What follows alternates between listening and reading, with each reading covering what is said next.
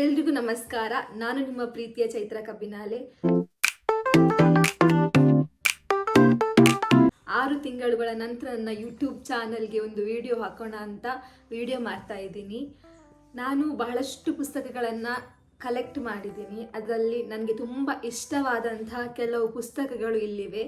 ಅದರಲ್ಲೂ ಕೂಡ ಒಂದೊಂದು ಪುಸ್ತಕದಲ್ಲಿ ಒಂದೊಂದು ನೆನಪುಗಳು ಅಡಗಿಕೊಂಡಿವೆ. ಅಂಥ ಪುಸ್ತಕಗಳನ್ನು ನಿಮಗೆ ಇವತ್ತು ಪರಿಚಯಿಸೋಣ ಅಂತ ಈ ವಿಡಿಯೋ ಮಾಡ್ತಾ ಇದ್ದೀನಿ. ಇದೆಲ್ಲ ನನಗೆ ಬಹಳ ಪ್ರಿಯವಾದ ಪುಸ್ತಕಗಳು. ಅದರಲ್ಲಿ ಒಂದು ಮಲೆಗಳಲ್ಲಿ ಮದುಮಗಳು, ಬಹಳಷ್ಟು ಮಂದಿ ಓದಿರುವಂತಹ ಪುಸ್ತಕ ಇದು. ಈ ಪುಸ್ತಕದಲ್ಲಿ ಮಲೆನಾಡಿನಲ್ಲಿ ನಡೆಯುವಂಥ ಒಂದಷ್ಟು ಘಟನೆಗಳು ಮತ್ತು ನಾಯಿಗುತ್ತಿ ಅನ್ನುವಂಥ ಒಂದು ಪಾತ್ರ. ನಾಯಿಗುತ್ತಿಯ ಒಂದು ನಾಯಿ ಹೆಸರು ಹುಲಿಯ ಅಂತ. ಆ ಹುಲಿಯ ಮತ್ತು ನಾಯಿಗುತ್ತಿಯ ಒಂದು ಸಂಬಂಧ ಇದರಲ್ಲಿದೆ. ಅದರ ಜೊತೆಗೆ ಒಂದು ದೊಡ್ಡ ಮನೆತನಗಳ ನಡುವೆ ನಡೆಯುವಂತಹ ಪ್ರೀತಿ, ಹಾಗೆ ಒಂದು ಸಾಮಾನ್ಯ ಕುಟುಂಬದ ನಡುವೆ ನಡೆಯುವಂತಹ ಪ್ರೀತಿ. ದೊಡ್ಡ ಮಟ್ಟದ ಕುಟುಂಬದಲ್ಲಿ ಆದ ತಕ್ಷಣ ಅದನ್ನು ತುಂಬ ಕ್ರಾಂತಿಕಾರಿಯಾಗಿ ಅದನ್ನು ಟ್ರೀಟ್ ಮಾಡುವಂಥ ಜನರು, ಅದೇ ಸಾಮಾನ್ಯದವರು ಅಂದ ಕೂಡಲೇ ಏನೂ ಆಗೋದಿಲ್ಲ ಘಟನೆ. ಅಂಥ ಕೆಲವೊಂದು ವಿಚಾರಗಳು ಇದರಲ್ಲಿ ಅಡಗಿಕೊಂಡಿವೆ. ಇದನ್ನು ಓದಿದರೆ ನಿಮಗೆ ಖಂಡಿತವಾಗಿಯೂ ಈ ಪುಸ್ತಕ ತುಂಬ ಇಷ್ಟ ಆಗುತ್ತೆ. ಇದು ನಾನು ಕುವೆಂಪು ಅವರ ಮನೆಗೆ ಕುಪ್ಪಳ್ಳಿಗೆ ಹೋಗಿ ಅಲ್ಲಿ ನಾನು ಖರೀದಿ ಮಾಡಿರುವಂತಹ ಪುಸ್ತಕ, ತುಂಬ ಇಷ್ಟಪಟ್ಟು ಖರೀದಿ ಮಾಡಿರುವಂತಹ ಪುಸ್ತಕ. ಇನ್ನು ಈ ಪುಸ್ತಕ ಪೂ ಅರಿ ಅಂತ. ಇದನ್ನು ಬರೆದವರು ನವೀನ್ ಸುವರ್ಣ ಪಡ್ರೆ. ತುಳುನಾಡಿನ ಬಹುತೇಕ ಜನರು ತುಂಬ ಇಷ್ಟಪಡುವಂತಹ ಪುಸ್ತಕ ಇದು. ಇದರಲ್ಲಿ ತುಳುನಾಡಿನ ದೈವದೇವರ ನುಡಿಕಟ್ಟುಗಳಿವೆ, ಹಾಗೆ ಒಂದಷ್ಟು ವಿಚಾರಗಳು ಅಡಗಿವೆ. ಇದನ್ನು ಓದಲಿಕ್ಕೆ ಆಸಕ್ತಿ ಇರುವವರು ಈ ಪುಸ್ತಕಗಳನ್ನು ಖರೀದಿ ಮಾಡಿ ಓದಿ, ತುಂಬ ಒಳ್ಳೆಯದಿದೆ. ಇನ್ನು ಇದು ಗುರು ಸಾರ್ವಭೌಮ ಶ್ರೀ ರಾಘವೇಂದ್ರ ಚರಿತ್ರೆ ಅಂತ. ಇದನ್ನು ನನಗೆ ನೀಡಿದ್ದು ನನ್ನ ಅಣ್ಣ ವಿನೋದ್ ಅಣ್ಣ ಅಂತ. ನಾವು ಮಂತ್ರಾಲಯಕ್ಕೆ ಹೋಗಿದ್ವಿ. ಆ ಸಂದರ್ಭದಲ್ಲಿ ಅವರು ನನಗೆ ತುಂಬ ಪ್ರೀತಿಯಿಂದ ತೆಗೆಸಿಕೊಟ್ಟಂತಹ ಪುಸ್ತಕ ಇದು. ಗುರು ಸಾರ್ವಭೌಮ ಶ್ರೀ ರಾಘವೇಂದ್ರ ಚರಿತ್ರೆ ಅಂತ. ಮಂತ್ರಾಲಯದಲ್ಲಿ ಇದನ್ನು ಪಡೆದುಕೊಂಡದ್ದು. ಇದರಲ್ಲಿ ರಾಘವೇಂದ್ರ ಸ್ವಾಮಿಗಳ ಸಂಪೂರ್ಣ ಚರಿತ್ರೆ ಇದೆ, ಅವರ ಕಥನ ಇದೆ. ಇದನ್ನು ನಾನು ಯೂಟ್ಯೂಬ್ನಲ್ಲಿ ವಿಡಿಯೋ ಕೂಡ ಮಾಡಿದ್ದೆ. ಈ ಪುಸ್ತಕ ತುಳುನಾಡ ದೈವೊಲೆ ಉದಿಪು ಅಂತ. ಇದು ತುಳುನಾಡಿನ ಬಗ್ಗೆ ಏನೇ ಇದ್ದರೂ ಕೂಡ ಅದು ನನ್ನ ಅಣ್ಣ ನನಗೆ ಖರೀದಿ ಮಾಡಿಕೊಡೋದು. ಅವನಿಗೆ ತುಂಬ ಇಷ್ಟ ದೈವದೇವರು ಅಂತ ಹೇಳಿದರೆ. ಆ ದೈವದೇವರ ಬಗ್ಗೆ ಏನಾದರೂ ಆರ್ಟಿಕಲ್ ಇದ್ದರೆ, ಪುಸ್ತಕ ಇದ್ದರೆ ಅವನು ಖರೀದಿ ಮಾಡಿ ತರ್ತಾನೆ. ಅದನ್ನು ಓದೋದು ಮಾತ್ರ ನನ್ನ ಕೆಲಸ. ಇನ್ನು ಈ ಪುಸ್ತಕ ಸುಗುಣಮಾಲಾ ಅಂತ. ಇದು ಮಾಸಿಕ ಪತ್ರಿಕೆ. ಇದರ ಚಂದಾದಾರರಾಗಿದ್ದು ನಾನು ಶ್ರೀಕೃಷ್ಣ ಮಠ ಉಡುಪಿಯಲ್ಲಿ. ಇದು ಉಡುಪಿ ಶ್ರೀಕೃಷ್ಣ ಮಠದ ಪುಸ್ತಕ. ಇದರಲ್ಲಿ ದೇವಸ್ಥಾನದಲ್ಲಿ ಏನೆಲ್ಲ ಆ್ಯಕ್ಟಿವಿಟೀಸ್ ಆಗುತ್ತೆ, ಹಾಗೆ ಒಂದಷ್ಟು ಧಾರ್ಮಿಕ ವಿಚಾರಗಳನ್ನು ಇದರಲ್ಲಿ ಬರೆದಿದ್ದಾರೆ. ಇದು ಕೋಟಿ ಚೆನ್ನಯ್ಯ ಜನ್ಮಭೂಮಿ, ಪಡುಮಲೆ ನೆಲ್ಲಿಕಲಗುತ್ತು ಅನ್ನುವಂಥ ಪುಸ್ತಕ. ನೆಕ್ಕಿದ ಪುಣಿ ಗೋಪಾಲಕೃಷ್ಣ ಅವರು ಬರೆದಂಥ ಪುಸ್ತಕ ಇದು. ಇದು ಗೆಜ್ಜೆಗಿರಿಗೆ ಹೋದಾಗ ಅಲ್ಲಿ ಅಣ್ಣ ಖರೀದಿ ಮಾಡಿ ತಂದಂತಹ ಪುಸ್ತಕ. ಇನ್ನು ಈ 2 ಪುಸ್ತಕ ಇವು ನಾನು ರಾಣಿ ಅಬ್ಬಕ್ಕ ತುಳು ಅಧ್ಯಯನ ಕೇಂದ್ರಕ್ಕೆ ಭೇಟಿ ನೀಡಿದ್ದಾಗ ಅದನ್ನು ಸ್ಥಾಪನೆ ಮಾಡಿರುವಂತಹ ಡಾಕ್ಟರ್ ತುಕಾರಾಮ್ ಪೂಜಾರಿಯವರು ನನಗೆ ಪ್ರೀತಿಯಿಂದ ನೀಡಿರುವಂತಹ ಪುಸ್ತಕ ಇದು. ಇದರಲ್ಲಿ ತುಳು ಬದುಕು ವಸ್ತು ಸಂಗ್ರಹಾಲಯದಲ್ಲಿ ಏನೆಲ್ಲ ಇದೆ, ಯಾವೆಲ್ಲ ಹಳೆಯ ವಸ್ತುಗಳು ಇವೆ, ಅದರ ಮಹತ್ವಗಳು ಮತ್ತು ಅದರ ಹಿಂದಿನ ಕೆಲವೊಂದು ಕಥೆಗಳು ಕೂಡ ಇವೆ. ಹಾಗೆ ರಾಣಿ ಅಬ್ಬಕ್ಕನ ಕೆಲವೊಂದು ರಾಜ್ಯಾಡಳಿತದ ಮಾಹಿತಿಗಳು ಕೂಡ ಈ ಪುಸ್ತಕದಲ್ಲಿ ಇವೆ. ಹಾಗೆ ಈ ಪುಸ್ತಕವನ್ನು ನಾನು ಅಲ್ಲೇ ಖರೀದಿ ಮಾಡಿಕೊಂಡದ್ದು. ನನಗೆ ಇದರ ಬಗ್ಗೆ ತಿಳ್ಕೊಳ್ಬೇಕು ಅನ್ನುವಂಥ ಉತ್ಸಾಹ ಹೆಚ್ಚಾಗಿ ತುಳು ವಸ್ತು ಪ್ರಪಂಚ ಅನ್ನುವಂಥ ಪುಸ್ತಕವನ್ನು ನಾನೇ ಖರೀದಿ ಮಾಡಿದೆ. ಇದನ್ನು ಬರೆದವರು ಡಾಕ್ಟರ್ ಮಾಲತಿ ಕೃಷ್ಣಮೂರ್ತಿಯವರು. ಚಿಕ್ಕವೀರ ರಾಜೇಂದ್ರ ಅನ್ನುವಂಥ ಈ ಪುಸ್ತಕವನ್ನು ಬರೆದವರು ಶ್ರೀನಿವಾಸ ಅಂತ. ಇದನ್ನು ನನಗೆ ನನ್ನ ಬರ್ತ್ಡೇ ದಿನ ಕಳೆದ ಬಾರಿ ನನ್ನ ಅಣ್ಣ SI ಸುದೀಪ್ ಅಣ್ಣ ಅಂತ, ಅವರು ಕೊಡಗಿನವರು. ಈಗ ಮ್ಯಾಂಗ್ಳೂರಲ್ಲಿ CCB ಪೊಲೀಸಾಗಿ ವರ್ಕ್ ಮಾಡ್ತಾ ಇದ್ದಾರೆ. ಅವರು ನನಗೆ ಇದನ್ನು ಉಡುಗೊರೆಯಾಗಿ ನೀಡಿದ್ದು. ಇದರಲ್ಲಿ ಸಂಪೂರ್ಣವಾಗಿ ಕೊಡಗಿನ ಒಬ್ಬ ರಾಜನ ಕಥೆಯನ್ನು ಒಳಗೊಂಡಿದೆ. ಇದು ಚಿಕ್ಕವೀರ ರಾಜೇಂದ್ರ ಅನ್ನುವಂಥವರು ಕೊಡಗು ಅರಸೊತ್ತಿಗೆಯ ಕೊನೆಯ ರಾಜ. 1799ರಿಂದ 1800ರ ಸಂದರ್ಭದಲ್ಲಿ ಶ್ರೀರಂಗಪಟ್ಟಣ ಸಂಪೂರ್ಣ ಬ್ರಿಟಿಷರ ವಶವಾದ ಮೇಲೆ ನಮ್ಮ ಕೊಡಗಿನ ಮೇಲೆ ಬ್ರಿಟಿಷರ ಕಣ್ಣು ಬೀಳುತ್ತೆ. ಆ ಸಂದರ್ಭದಲ್ಲಿ ಈ ರಾಜನ ಹೆಣ್ಣು ಅಥವಾ ಹೆಂಡ ಮತ್ತು ಇನ್ನಿತರ ಬೇಡವಾದ ಚಟುವಟಿಕೆಗಳಿಂದ ಆತ ತನ್ನ ರಾಜ್ಯವನ್ನು ಕಳೆದುಕೊಳ್ಳುವಂಥ ಸಂದರ್ಭಗಳು ಎದುರಾಗ್ತವೆ. ಆ ಕತೆ ಇದರಲ್ಲಿದೆ. ಒಬ್ಬ ರಾಜ್ಯ ಸರಿ ಇಲ್ಲದಿದ್ದರೆ ಏನೆಲ್ಲ ಆಗುತ್ತೆ ಅನ್ನುವುದಕ್ಕೆ ಈತನೊಂದು ಕತೆ ನಿದರ್ಶನವಾಗಿದೆ. ಇದರಲ್ಲಿ ಸಂಪೂರ್ಣ ಕೊಡಗಿನ ಚರಿತ್ರೆಯನ್ನು ನೀವು ಓದ್ಬೋದು. ಕಾರ್ಣಿಕದ ಹಾಡಿ ಶ್ರೀ ಬ್ರಹ್ಮಬೈದರ್ಕಳ ಮಾಯಂದಾಲ ದೇವಿ ಸನ್ನಿಧಿ.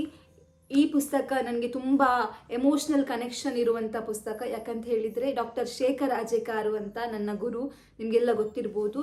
2020-21ನೇ ಸಮಯದಲ್ಲಿ ಬಹುಶಃ ನನಗೆ ಬಹಳ ಸಪೋರ್ಟ್ ಮಾಡಿರುವಂಥ ಒಬ್ಬ ಗುರು ಅಂದರೆ ಅವರು ಶೇಖರ್ ಆಜೆಕಾರು. ಅವರೀಗ ನಮ್ಮ ಜೊತೆ ಇಲ್ಲ, ಆದರೆ ಅವರು ನೀಡಿರುವಂತಹ ಪುಸ್ತಕಗಳು ನನ್ನಲ್ಲಿವೆ. ಪುಸ್ತಕಗಳೇ ಅವರ ನೆನಪಿಗೆ ಸಾಕ್ಷಿ. ಗಿರ್ಗಾನಗರಡಿಯ ಬಗ್ಗೆ ಬರೆದಿರುವಂತಹ ಒಂದಷ್ಟು ಲೇಖನಗಳಿವೆ. ಅಲ್ಲಿನ ವಿಚಾರಧಾರೆ ಈ ಪುಸ್ತಕದಲ್ಲಿ ನಾವು ಕಾಣ್ಬೋದು. ಹಾಗೆಯೇ ಅವರ ಸಂಪೂರ್ಣ ಪರಿಚಯ ಕೂಡ ಇದರಲ್ಲಿದೆ. ಇನ್ನು ಈ ಪುಸ್ತಕ ಜೀವರೊಡನೆ ದೇವರೆಡೆಗೆ ಅನ್ನುವಂಥ ಪುಸ್ತಕ. ಇದನ್ನು ಬರೆದವರು ಸ್ವಾಮಿ ವಿವೇಕಾನಂದರು. ಅವರು ರಾಮಕೃಷ್ಣ ಪರಮಹಂಸರ ಬಗ್ಗೆ ಬರೆದಂಥ ಒಂದಷ್ಟು ಲೇಖನಗಳು, ಹಾಗೆಯೇ ಒಂದಷ್ಟು ಧಾರ್ಮಿಕವಾಗಿ ನಮ್ಮನ್ನು ಕೊಂಡೊಯ್ಯುವಂತಹ ಕೆಲವೊಂದು ಲೇಖನಗಳು ಇದರಲ್ಲಿ ಇದೆ. ಇದು ನಾನು ನಮ್ಮ ರಾಮಕೃಷ್ಣ ಆಶ್ರಮ ಮಂಗಳೂರಿನಲ್ಲಿ ಖರೀದಿ ಮಾಡಿರುವಂಥ ಪುಸ್ತಕ. ಇದೆಲ್ಲ ನಿಮಗೆ ಗೊತ್ತಿರ್ಬೋದು. ಇದು ನಾನು ಬರೆದಂಥ ಒಂದು ಪುಟ್ಟ ಪುಸ್ತಕ ಕಬ್ಬಿನಾಲೆ ಅಂತ. ಇದರಲ್ಲಿ ನಮ್ಮ ಊರಿನ ಒಂದಷ್ಟು ವಿಚಾರಗಳಿವೆ. ಪ್ರಭಾಕರ್ ನೀರುಮಾರ್ಗ ಅವರು ಬರೆದಿರುವಂತಹ ದಿಂಗಿಣ ಅನ್ನುವಂಥ ಒಂದು ಕಾದಂಬರಿ. ಈ ಕಾದಂಬರಿಯಲ್ಲಿ ಯಕ್ಷಗಾನ ತಂಡವೊಂದರ ಏಳು ಬೀಳಿನ ಕಥೆಯನ್ನು ನಾವು ಈ ಪುಸ್ತಕದಲ್ಲಿ ನಾವು ಕಾಣ್ಬೋದು. ಇನ್ನು ಇದು ಕೂಡ ಡಾಕ್ಟರ್ ಪ್ರಭಾಕರ್ ನೀರುಮಾರ್ಗ ಅವರ ದಾಯಿತ್ವ ಅನ್ನುವಂಥ ಒಂದು ಕಾದಂಬರಿ, ಬಹಳ ಚೆನ್ನಾಗಿದೆ. ಹಾಗೆಯೇ ಇದು ದಳವಾಯಿ ದುಗ್ಗಣ್ಣ ಅನ್ನುವಂತಹ ಪ್ರಭಾಕರ್ ನೀರುಮಾರ್ಗ ಅವರ ಒಂದು ಪುಸ್ತಕ. ಇದನ್ನು ನಾನು ಇನ್ನೂ ಓದಲಿಲ್ಲ, ಓದಬೇಕು ಅಷ್ಟೇ. ಓದಿದ ಮೇಲೆ ನಾನು ರಿವ್ಯೂ ಹೇಳ್ತೀನಿ. ಇನ್ನು ಶಿಶಿರ, ಇದು ನನಗೆ ತುಂಬ ಇಷ್ಟವಾದಂತಹ ಕಾದಂಬರಿ. ಡಾಕ್ಟರ್ ಪ್ರಭಾಕರ್ ನೀರುಮಾರ್ಗ ಅವರು ಬರೆದಂಥ ಕಾದಂಬರಿ. ಇದಕ್ಕೆ ನಾನು ವಿಮರ್ಶೆ ಕೂಡ ಬರೆದಿದ್ದೆ ಒಂದು ಪುಸ್ತಕಕ್ಕೆ. ಇದರಲ್ಲಿ ಕೂಡ ಒಂದು ಲವ್ ಸ್ಟೋರಿ ಇದೆ, ತುಂಬ ಚೆನ್ನಾಗಿದೆ ಇದು ಕತೆ. ಇನ್ನು ನನ್ನ ನಿನ್ನ ನಡುವೆ ಅನ್ನುವಂಥ ಕವನ ಸಂಕಲನ. ಇದನ್ನು ನಮ್ಮ ಕಬ್ಬಿನಾಲೆಯವರೇ, ನರೇಂದ್ರ ಕಬ್ಬಿನಾಲೆ ಅವರು ಬರೆದಂಥ ಒಂದು ಪುಸ್ತಕ ಇದು. ಕವನ ಸಂಕಲನ. ಇದರಲ್ಲಿ ಬಹಳಷ್ಟು ಕವಿತೆಗಳಿವೆ. ನನಗೆ ಅವರ ಕವಿತೆಗಳು ತುಂಬ ಇಷ್ಟ ಆಗ್ತವೆ. ಯಾಕಂತ ಹೇಳಿದರೆ ಅವರ ಒಂದು ಸಾಲು ಬಹಳಷ್ಟು ಅರ್ಥಗಳನ್ನು ಕೊಡ್ತವೆ. ಆ ರೀತಿ ಬರೆಯೋದಕ್ಕೆ ನಾನಿನ್ನು ಪ್ರಬುದ್ಧಳಾಗಲಿಲ್ಲ, ಆದರೆ ನನಗೆ ತುಂಬ ಇಷ್ಟ ಅವರ ಕವನಗಳು. ಈ ಪುಸ್ತಕ ನುಡಿ ಸಾಮ್ರಾಜ್ಯ ಅನ್ನುವಂಥದ್ದು. ನಾನು ಅಖಿಲ ಭಾರತೀಯ ಸಾಹಿತ್ಯ ಪರಿಷತ್ನಲ್ಲಿ ಇರುವಾಗ ಉಜಿರೆಯಲ್ಲಿ ರಾಜ್ಯ ಮಟ್ಟದ ಅಧಿವೇಶನಕ್ಕೆ ಭಾಗವಹಿಸಿದ್ದೆ. ಆ ಸಂದರ್ಭದಲ್ಲಿ ಅಲ್ಲಿ ನೀಡಿರುವಂಥ ಪುಸ್ತಕ ಇದು ನನಗೆ. ಇನ್ನು ಈ ಪುಸ್ತಕ, ಇದು ನನ್ನ ಪ್ರೀತಿಯ ಅಕ್ಕ ಅನಿತಾ ಪಿ ತಾಕೋಡೆ ಅವರು ಬರೆದಿರುವಂಥ ಒಂದು ಪುಸ್ತಕ. ಈ ಪುಸ್ತಕವನ್ನು ನಾವಿಬ್ಬರು ಮೊದಲ ಬಾರಿ ಭೇಟಿಯಾದಾಗ ಬಸ್ನಲ್ಲಿ ನೀಡಿರುವಂಥ ಪುಸ್ತಕ ಇದು. ನನಗೆ ತುಂಬ ಇಷ್ಟವಾದಂತಹ ಪುಸ್ತಕ. ನುಡಿಕಟ್ಟು ಅನ್ನುವಂಥ ಪುಸ್ತಕ. ನಿಮಗೆಲ್ಲ ಗೊತ್ತೇ ಇದೆ, ಇಂಥ ಪುಸ್ತಕಗಳಿದ್ರೆ ಅದು ನನ್ನ ಅಣ್ಣ ತರುವಂಥದ್ದು. ನುಡಿಕಟ್ಟು ಬನ್ನಂಜೆ ಬಾಬು ಅಮೀನ್ ಅವರು ಬರೆದಿದ್ದಾರೆ. ಇದರಲ್ಲಿ ದೈವಾರಾಧನೆಯ ಒಂದಷ್ಟು ನುಡಿಕಟ್ಟುಗಳನ್ನು ನಾವು ಓದ್ಬೋದು. ಈ ಪುಸ್ತಕ ನಾನು ಬರೆದದ್ದು, ನನ್ನ ಮೊದಲ ಕವನ ಸಂಕಲನ ಇದು. ಚೈತ್ರಯಾನ ಅನ್ನುವಂಥದ್ದು. ನಾನು ಈಗಾಗಲೇ ಹೇಳಿದೆ ನನ್ನ ಫೇವ್ರೆಟ್ ಅಕ್ಕ ಅಂತ. ಅವರೇ ಈ ಪುಸ್ತಕಕ್ಕೆ ಬೆನ್ನುಡಿಯನ್ನು ಬರೆದಿದ್ದಾರೆ, ಅನಿತಾ ಪಿ ತಾಕೋಡೆ ಅವರು. ಈ ಪುಸ್ತಕಕ್ಕೆ ಮುನ್ನುಡಿಯನ್ನು ಬರೆದವರು ಕೂಡ ನನ್ನ ಪ್ರೀತಿಯ ಅಚ್ಚುಮೆಚ್ಚಿನ ಪ್ರಾಂಶುಪಾಲರಾದ ಮಿತ್ರಪ್ರಭಾ ಹೆಗ್ಡೆ ಅವರು. ಈಗ ಅನ್ನಿಸ್ತದೆ ನನಗೆ ಇದಕ್ಕಿಂತ ಬಹಳ ಚೆನ್ನಾಗಿ ಬರಿಬೋದಿತ್ತೇನೋ ಅಂತ. ಆದರೆ ಆ ಸಮಯದಲ್ಲಿ ನನಗೆ ಇದು ಬಹಳ ದೊಡ್ಡದು ಅನಿಸುತ್ತೆ. ಈ ಪುಸ್ತಕಕ್ಕೆ ನಾನು ಪಟ್ಟ ಶ್ರಮ ತುಂಬ ಇದೆ, ಅದನ್ನು ನಾನು ಎಕ್ಸ್ಪ್ರೆಸ್ ಮಾಡೋದಕ್ಕಾಗಲ್ಲ. ನನಗೆ ತುಂಬ ಇಷ್ಟವಾದ ಪುಸ್ತಕ ಇದು. ಇನ್ನು ಈ ಪುಸ್ತಕ ತಲ್ಲಣ. ಇದನ್ನು ಸುರೇಖಾ ಭೀಮಗುಳಿಯವರು ಬರೆದಿದ್ದಾರೆ. ಈ ಪುಸ್ತಕ ನನಗೆ ನಾನು ಮೂಡಬಿದ್ರೆಯಲ್ಲಿ ಇವರದೇ ಸುರೇಖಾ ಭೀಮಗುಳಿಯವರ ಒಂದು ಪುಸ್ತಕ ಬಿಡುಗಡೆ ಕಾರ್ಯಕ್ರಮ ಇತ್ತು. ಆ ಪುಸ್ತಕ ಬಿಡುಗಡೆ ಕಾರ್ಯಕ್ರಮದಲ್ಲಿ ಅವರು ನನಗೆ ಈ ಪುಸ್ತಕವನ್ನು ನೀಡಿದ್ರು. ತುಂಬ ಚೆನ್ನಾಗಿದೆ. ಇದರಲ್ಲಿ ಮಹಾಭಾರತದ ಕೆಲವು ನೀಲ್ಗತೆಗಳನ್ನು ನಾವಿಲ್ಲಿ ಓದ್ಬೋದು. ಇನ್ನು ಇದು ಕೂಡ ಅನಿತಾ ಅಕ್ಕ ನೀಡಿರುವಂಥದ್ದು ಅಂತರಂಗದ ಮೃದಂಗ. ಅವರು ಬರೆದಿರುವಂತಹ ಒಂದು ಕವಿತೆಗಳ ಸಂಕಲನ ಇದು. ಇನ್ನು ಈ ಪುಸ್ತಕ ಫೆರಾರಿ ಮಾರಿದ ಫಕೀರ ಅನ್ನುವಂಥ ಸ್ಫೂರ್ತಿದಾಯಕ ಕಥೆಗಳುಳ್ಳಂತಹ ಒಂದು ಪುಸ್ತಕ. ಇದು ಅಂತಾರಾಷ್ಟ್ರೀಯ ಮಟ್ಟದಲ್ಲಿ ಅತಿ ಹೆಚ್ಚು ಸೋಲ್ಡ್ ಔಟ್ ಆಗಿರುವಂಥ ಒಂದು ಪುಸ್ತಕ. ಈ ಪುಸ್ತಕ ನನಗೆ ತುಂಬ ಹೃದಯಕ್ಕೆ ಹತ್ತಿರವಾದಂಥ ಪುಸ್ತಕ. ಪ್ರತಿ ಬಾರಿ ತುಂಬ ಬೇಸರ ಆದಾಗ ಮತ್ತು ತುಂಬ ಖುಷಿಯಾದಾಗ ಮತ್ತು ಯಾವಾಗ ನಾನು ಏನೋ ಸೋತಿದ್ದೇನೆ, ಏನೋ ಒಂಥರ ಡೌನ್ ಫೀಲ್ ಆಗ್ತಿದೆ ಅಂದಾಗ ನಾನು ಈ ಪುಸ್ತಕ ತೆಗೆದು ಓದ್ತೇನೆ. ನನಗೆ ತುಂಬ ಖುಷಿ ಆಗ್ತದೆ. ನನ್ನನ್ನು ನಾನು ಹುರಿದುಂಬಿಸಿಕೊಳ್ಳಿಕ್ಕೆ ನನಗೆ ಈ ಪುಸ್ತಕ ಸಹಕಾರಿಯಾಗಿದೆ. ಅದಕ್ಕೆ ನನಗೆ ಈ ಪುಸ್ತಕ ತುಂಬ ಇಷ್ಟ. ನಾ ಮೊಗಸಾಲೆಯವರು ಬದುಕ್ತಾ ಇರುವಂತಹ ರೀತಿಯನ್ನು ಕೇಳಿ ತುಂಬ ಖುಷಿಯಾಗಿ ಅವರ ಬಗ್ಗೆ ತಿಳಿದುಕೊಳ್ಬೇಕು ಅಂತ ಈ ಪುಸ್ತಕವನ್ನು ನಾನು ಉಜಿರೆಯಲ್ಲಿ ಖರೀದಿ ಮಾಡಿದ್ದು. ಇದು ನನಗೆ ತುಂಬ ಇಷ್ಟವಾದಂಥ ಪುಸ್ತಕ. ಮರೆಯಲದ ಮದಿಮಾಲೆ ಅಂತ, ಇದನ್ನು ಬರೆದವರು ಅನಿತಾ ಪೀತಾಕೋಡೆ ಅವರು. ಇದು ಕೂಡ ತುಳು ಕವನಗಳನ್ನು ಒಳಗೊಂಡಂತಹ ಒಂದು ಪುಸ್ತಕ, ತುಂಬ ಚೆನ್ನಾಗಿದೆ.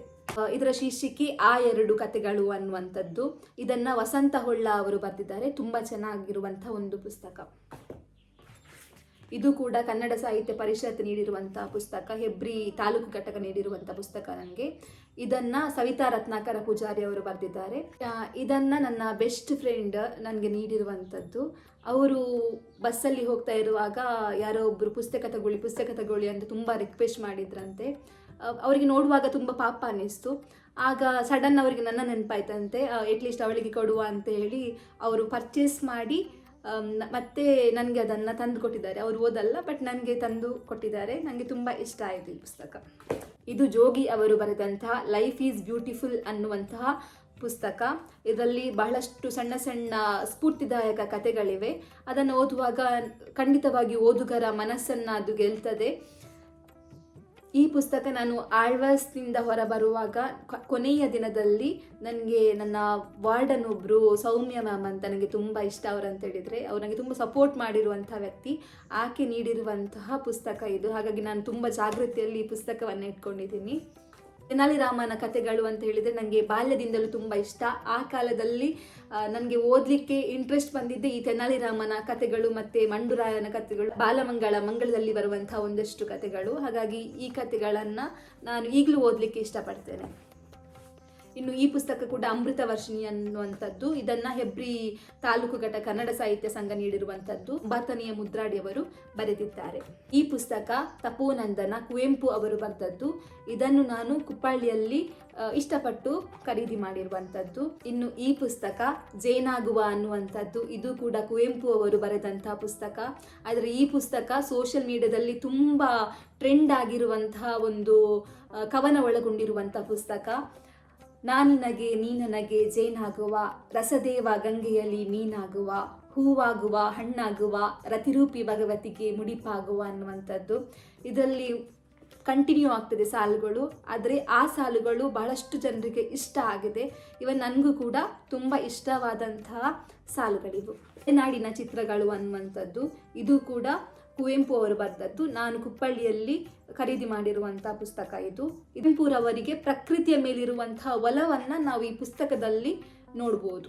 ತುಂಬ ಖುಷಿ ಕೊಡುವಂಥ ವಿಚಾರ ಅಂತ ಹೇಳಿದರೆ ಪುಸ್ತಕ ಸಂಗ್ರಹಣೆ. ನಾನು ಎಲ್ಲೇ ಹೋದರೂ ಕೂಡ, ಯಾವುದೇ ಒಂದು ಕವಿಗೋಷ್ಠಿಗೆ ಹೋದರೂ ಕೂಡ ಅಥವಾ ಯಾವುದೇ ಒಂದು ವಸ್ತು ಸಂಗ್ರಹಾಲಯಕ್ಕೆ ಹೋದರೂ ಕೂಡ ನಾನೊಂದು ಪುಸ್ತಕ ಖರೀದಿ ಮಾಡಿ ಬರ್ತೇನೆ. ನನಗೆ ತುಂಬ ಇಷ್ಟವಾದಂತಹ ವಸ್ತು ಏನಿದೆ ಅಂತ ಕೇಳಿದರೆ ಅದು ಪುಸ್ತಕ.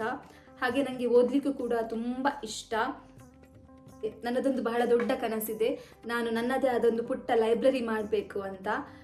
ನಾನು ಸಂಗ್ರಹಿಸಿದ ಪುಸ್ತಕಗಳನ್ನು ಅದರಲ್ಲಿ ಇಟ್ಟು ನನ್ನ ಜೊತೆಗೆ ಅದನ್ನು ಕಾಪಾಡಿಕೊಳ್ಬೇಕು ಅಂತ. ನೋಡೋಣ ಏನಾಗುತ್ತೆ ಅಂತ. ಆ ಒಂದು ಕನಸು ಯಾವಾಗ ನೆರವೇರುತ್ತೆ ಅಂತ ಗೊತ್ತಿಲ್ಲ. ನಾನು ಪುಸ್ತಕ ಬರಿಬೇಕು, ಅದ್ರ ಜೊತೆಗೆ ಇತರ ಪುಸ್ತಕಗಳನ್ನು ನಾನು ಅದರಲ್ಲಿ ಸಂಗ್ರಹಣೆ ಮಾಡಿ ಇಡಬೇಕು ಅಂತ. ನೋಡೋಣ. ನಾನು ಲೈಬ್ರರಿ ಮಾಡಿದರೆ ಖಂಡಿತವಾಗಿಯೂ ಅದರ ವಿಡಿಯೋವನ್ನು ಕೂಡ ನಿಮಗೆ ಮುಂದಿನ ದಿನಗಳಲ್ಲಿ ತೋರಿಸ್ತೇನೆ. ಧನ್ಯವಾದ. ನನ್ನ ಜೊತೆಗೆ ಪುಸ್ತಕ ಓದೋದಕ್ಕೆ ಒಂದು ಸಹಪಾಠಿ ಇದ್ದಾಳೆ. ಇವಳು ಓದೋದಿಲ್ಲ, ಆದರೆ ನನ್ನ ಪುಸ್ತಕದಲ್ಲಿ ಮಲಗ್ತಾಳೆ. ಅದೇ ನನಗೆ ಬೇಜಾರು. ಬಾಯ್ ಹೇಳು, ಬಾಯ್.